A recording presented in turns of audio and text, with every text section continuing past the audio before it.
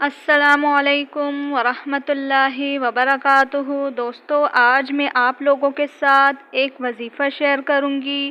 یہ وظیفہ خاص ان افراد کے لیے ہے جن کی شادی میں رکاوٹ ہو یا منگنی ہو کر بار بار ٹوٹ جاتی ہے، شادی کے اسباب نظر نہیں آ رہے ہوں، اور اگر شادی ہونے کو ہو اور عین وقت پر معاملہ ختم ہو جاتا ہو تو اس مقصد کے لیے آپ لوگ ضرور کریں۔ انشاءاللہ یہ عمل کریں گے، آپ 40 دن کے اندر آپ خود دیکھیں گے اور رشتہ آنے کا اسباب خود بخود بنتے نظر آئے گا۔ اللہ کی رحمت سے اچھی جگہ رشتہ اور شادی ضرور ہوگی۔ آج کا وظیفہ بہت مختصر سا ہے، مشکل سے آپ کا 10 سے 12 منٹ لگے گا۔ وظیفہ آج کا سماعت فرما لیجئے۔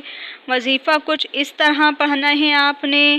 وظیفہ کرنے سے پہلے حسب توفیق خیرات کر دیں، پھر آپ نے ہر روز بعد نماز عشاء سورہ اخلاص آپ نے 40 مرتبہ پڑھنی ہے، اور اس کے بعد آپ نے 11 بار درود پاک درود ابراہیمی پڑھنا ہے، اور یہ تسبیح آپ 100 مرتبہ پڑھیں۔ بسم اللہ الرحمن الرحیم، یا رحمن یا حیو یا قیوم برحمتک، اور پھر آپ نے 11 مرتبہ درود پاک پھر پڑھنا ہے۔